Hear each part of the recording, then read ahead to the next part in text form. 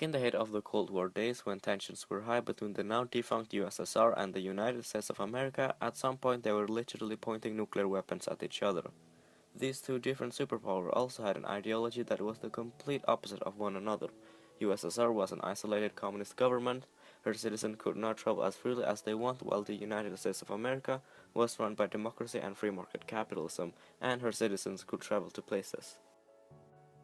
Fast forward to today and we do not have the USSR anymore, but we still have the United States. But who is the superpower of today? Before we find out who the superpower is, let's define the word superpower. A superpower is a very powerful and influential nation, used especially with the reference to the United States and the former Soviet Union, when these were perceived as the two most powerful nations in the world. So with this definition, the country must not only be strong on military terms but also strong when it comes to economy and diplomacy. Our contestant will be the United States, Russia and China. When it comes to the economy, this is kind of tricky between the United States and China. They both rely on one another. And just put it this way, the US relies on China for production and China relies on the US for import. US is China's main export partner, so a war between these two countries would collapse both economies. That is not what the Chinese and the US officials want, nor will it happen anytime soon. In terms of GDP, technically, the wealthiest nation in terms of GDP would be the European Union, but because there are a bunch of nations in a union rather than a whole nation, we have to say kick them out. The first nation would be the United States with $16.8 trillion, China with $9.2 trillion, and Russia with $2 trillion. So in terms of GDP, Russia is nowhere close of being a superpower that can influence the whole world. Instead, it is a regional power where it can influence the region, and Russia is important to Europe because a big portion of Europe's energy and gas comes from Russia. About 80% of the US economy comes from its service sector. As you are watching this video, the technology and the service that provides you comes from the United States. So in short, 1% comes from agriculture, 20% from industry, and around 79 to 80% come from service. While in China, the economy comes from 10% agriculture, 45% industry, and 44% service. China, or People's Republic of China, is the country that produces and makes most of the stuff that the world have.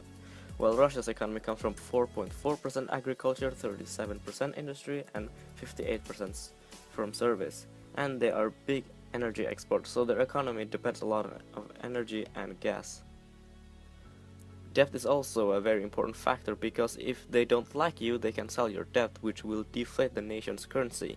The US has around $17 trillion in debt, but most of that money is what the US owes itself. And US owes China around $1.3 trillion, less than 10% of its entire debt, so the nation is fine, despite what the population believe and what people believe. China's debt is around 31 trillion yuan, or $5.1 trillion, and Russia's figure is around 8.2 trillion rubles, or $229 billion. Although each country has their own debt system and debt policy, but you get the basic idea about national debt, and if they don't like you, they can sell your debt.